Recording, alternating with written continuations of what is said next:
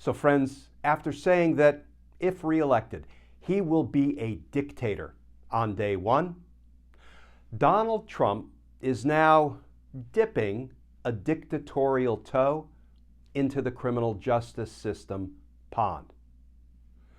Danger, dead ahead. Let's talk about that, because justice matters.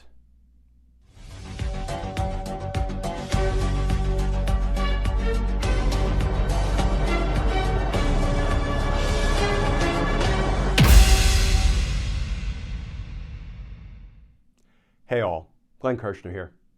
So friends, I'm sure you saw the reporting about Donald Trump announcing that if elected to the presidency again, he would be a, quote, dictator on, quote, day one. Now, yes, he said, I will be a dictator only on day one. That word only is a lie. Donald Trump will be a dictator on day one. He will be a dictator throughout his presidential term and beyond. Because, that's kind of the way dictatorships work. So Donald Trump has now told us he will be a dictator on day one. But believe it or not, friends, Donald Trump's dictatorial aspirations just grew. Trump's lawyers just filed an appeal of Judge Tanya Chutkan's ruling that a president is not a king and that former President Trump can be prosecuted for his crimes. He does not have absolute immunity. And Trump has now appealed that ruling. Here is some of the reporting about that appeal. This from The Hill. Headline, Trump seeks pause in January 6 proceedings amid appeal effort to toss federal case. And that article begins, former President Trump filed a motion seeking to halt activity in his election interference case after filing a notice of appeal Thursday seeking to override a decision from a federal judge who denied his motion to toss the case. The back-to-back motions ask Judge Tanya Chutkan, who is overseeing the January 6 case, to pause all district court proceedings in this case as a higher court considers Trump's appeal of the motion to toss the entire case. The maneuver threatens to upend Trump's March 4 trial date in the case and comes after prosecutors have argued the former president is simply using every avenue possible to disrupt the case in the hopes of punting the matter beyond the 2024 election. Trump is facing charges on 4 counts in relation to his efforts to stay in power after losing the 2020 election.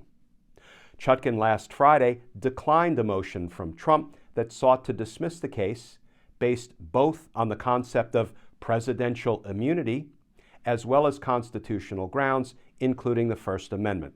Quote, whatever immunities a sitting president may enjoy, the United States has only one chief executive at a time, and that position does not confer a lifelong get-out-of-jail-free pass. Former presidents enjoy no special conditions on their federal criminal liability, Chutkan wrote in the 48-page ruling. And this additional quote from Judge Chutkan, defendant may be subject to federal investigation, indictment, prosecution, conviction, and punishment for any criminal acts undertaken while in office, the judge added. Now, friends, all of that reporting is accurate, and Judge Tanya Chutkan's ruling is inarguably correct. It is dead on. Presidents are not kings. And Donald Trump, as a former president, absolutely can be prosecuted for the federal crimes he committed while in office. But with all due respect to that article, I think it buried the lead. In fact, I don't think it commented on the most important aspect of the story involving Donald Trump filing an appeal of Judge Chutkan's ruling. I actually think a reporter from Newsweek, Rachel Dobkin, got the lead exactly right. Headline: Donald Trump won't listen to Judge Chutkan anymore. So friends, why do I say that's the right headline? That's the right lead in this story? Well, in order to answer that question, first let's do a really quick, a short Team Justice Law School class on the nature of appeals, and then let's have a look at just 2 sentences in the motion that Donald Trump and his lawyers just filed in the case involving his prosecution in Washington, D.C. for trying to overturn the results of the 2020 presidential election. So first, the nature of appeals.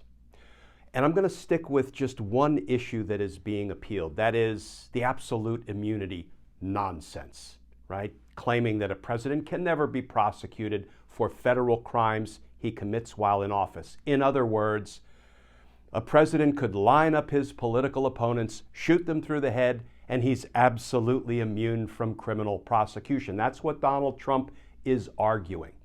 In fact, Judge Chutkan said Donald Trump is not asking to be able to fairly defend himself against these charges. He's asking to be given a complete free pass, a get-out-of-jail-free card for any and all crimes he committed while president. That ain't America. Shouldn't be. But the nature of appeals. So Donald Trump has now appealed Judge Chutkan's ruling saying he's not immune from prosecution. Generally, when there's a motion like that, a motion that, if successful, if Trump actually had immunity for some reason, then he shouldn't be prosecuted. And there are times when people are granted immunity from prosecution, generally by prosecutors, and they're the ones who grant the immunity, and they can't be prosecuted. So if somebody is truly granted immunity, then they shouldn't have to go through a trial, possible conviction, sentencing, possible imprisonment, because that would violate the immunity they enjoy. So Donald Trump made his immunity motion. He lost it. He went down in flames, and now he has appealed it.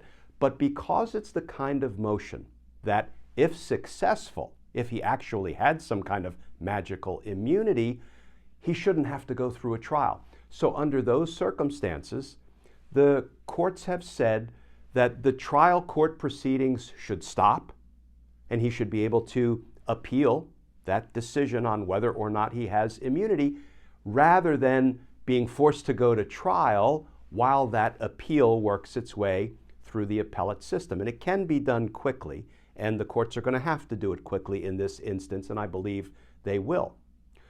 But because the law says that the trial court proceedings, the case against him, should be paused while he goes through the appellate court process, Donald Trump and his lawyers filed a motion. It's called a motion to stay the trial court proceedings, asking Judge Chutkan to put the trial court proceedings on hold while this appeal works its way through the system. That's the motion they filed.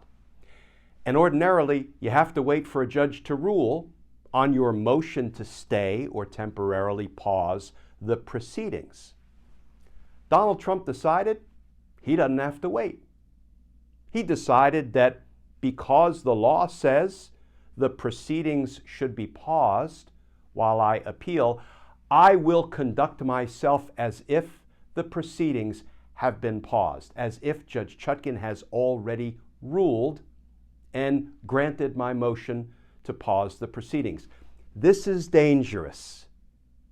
This is Donald Trump announcing, not only will I be a dictator on day one in the political arena, I am now declaring myself a dictator in the criminal justice arena. Here is what his attorneys put in this motion to stay, to pause the proceedings while he appeals Judge Chutkan's ruling on the immunity motion. He says, as a result of these authorities, meaning the appellate court opinions in this arena, all current deadlines in his trial case with Judge Chutkan, all current deadlines must be held in abeyance until, at a minimum, this motion is resolved. President Trump will proceed based on that understanding. and the authorities set forth herein, absent further order from the court.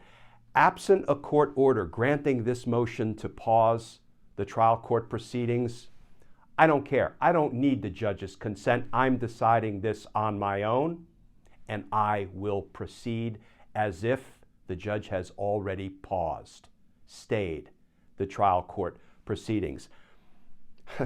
Friends, in my 30 years as a prosecutor, I never once had a defendant or a defense attorney say, Judge, I don't care how you might rule on this motion. I'm telling you, I've made a decision. I've read the case law. It supports the decision I am making. I don't need you to rule. I, quote, will proceed, assuming that my trial has already been paused, stayed, while I appeal your ruling. I'm not going to wait for you to rule. Friends, the only thing I can think of to call that is a defendant in criminal litigation trying to act as a dictator, or perhaps as a second judge who gets to override the judge who's assigned to preside over the case. Donald Trump said, I will proceed as I see fit. I don't need to wait for you to rule. This is dangerous. Danger dead ahead. This is Donald Trump testing the waters, sort of trying to test out his ability to ignore Judge Chutkan's rulings, to ignore the courts altogether. Because the courts are the greatest danger to Donald Trump's power. Because he is indicted in 4 felony cases, federal and state. He's being prosecuted up and down the eastern seaboard. And he knows the evidence is overwhelming and that he will be convicted in trial after trial after trial. So if you know that is your fate, what do? Well, you say, I'm no longer going to abide by the courts, by the rules of procedure, by the laws, by the judge's rulings. Not going to do it. That is exactly what we should expect from Donald Trump, in part because we have handled him with kid gloves for years. We haven't applied the rule of law equally to Donald Trump the way we apply it to everyone else. Do you know how many defendants are sitting in pretrial detention right now because they pose a danger to just one person in the community? So they are detained pending trial, which is exactly what the law envisions. If you're indicted on felony charges and you present a danger to even one person in the community, if there's clear and convincing evidence that you pose a danger to another, you are to be detained pending trial. Thousands, maybe tens of thousands of defendants across our nation are sitting in pretrial detention right now, and they don't pose 1/1,000,000th of the threat to others, to the community, to society, to American democracy that Donald Trump poses. And yet the rule of law has not been applied equally to him. So he continues to push boundaries, doesn't he? I will no longer abide by the judge's rulings. I'll make my own rulings. I'm a dictator in training, preparing for that day one when I have already announced to the American people I will be a dictator. Come on, folks. The criminal justice system, the good men and women that populate the institutions of government responsible for applying the rule of law equally to all Americans, needs to rise up, needs to meet the challenge and the urgency of the moment, and needs to take the threat from Donald Trump seriously by detaining him pending trial, because that's what the law provides. And because justice matters. Friends, as always, please stay safe, please stay tuned, and I look forward to talking with you all again tomorrow.